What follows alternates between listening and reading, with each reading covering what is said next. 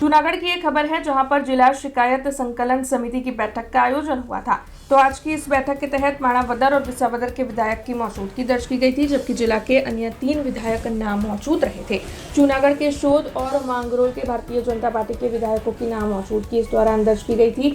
तो वहीं आम आदमी पार्टी के विसावदर के विधायक गोपाल भाई इटालिया इस दौरान मौजूद रहे थे और उनकी ओर से कई मुद्दों पर कई पेशकश की गई थी। जूनागढ़ जिल्लानी जे આપણે દર મહિને જિલ્લા ફરિયાદ અને સંકલન સમિતિ યોજાતી હોય છે, આજે શુક્રવાર 23મી જાન્યુઆરીના રોજ યોજવામાં આવી હતી।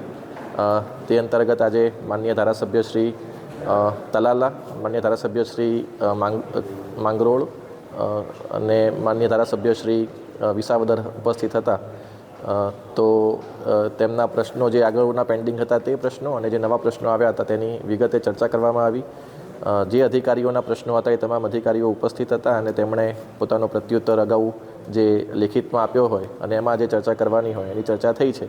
ખાસ કરીને માર્ગ મકાન વિભાગ, પછી વીજળી વિભાગ, ભૂસ્તરશાસ્ત્રી, આ બધાના પ્રશ્નોની ચર્ચા થઈ અને ખૂબ જ ડિટેલ્સમાં ચર્ચા થઈ અને એનું નિરાકરણ થાય એના પ્રયત્ન માટે પણ આજે અહીંયા અત્રેથી સૂચના આપવામાં આવી છે। ખાસ કરીને સંકલન સમિતિ મળે છે ત્યારે આ પ્રશ્ન હલ થઈ છે કે ખાલી માત્ર સંકલન સમિતિ મળે કે માત્ર કાગળ પર છે?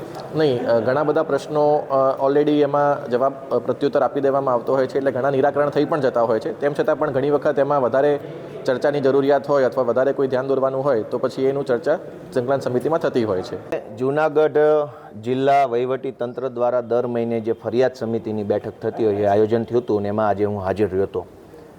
આમ તો હું ધારાસભ્ય ચૂંટાયો ત્યારનો નિયમિત રીતે એકાદ અપવાદને બાદ કરતા બેઠકમાં હાજર રહી અને અમારા વિસાવદર, ભેસાણ, જૂનાગઢના જે કાંઈ પ્રશ્નો છે એ ઉઠાવું છું।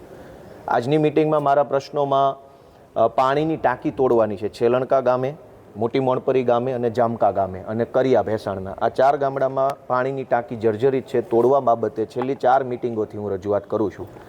બીજો પ્રશ્ન હતો કે આજે કાલાવડ વિસાવદર તાલુકાના કાલાવડ ગામે લગભગ 6 વર્ષથી ગ્રામ પંચાયતનું મકાનનું બાંધકામ ચાલુ છે અથવા અધૂરું છે, એ પૂરું થતું નથી છે એ વાતે એની રજૂઆત હતી।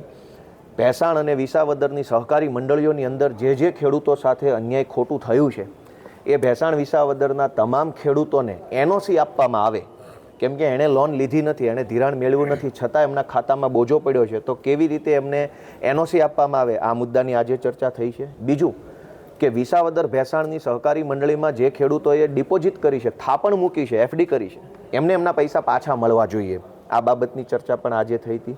हमसे जुड़े रहने के लिए हमारे YouTube चैनल को सब्सक्राइब करें और नई वीडियो की नोटिफिकेशन के लिए बेल आइकॉन को दबाएं।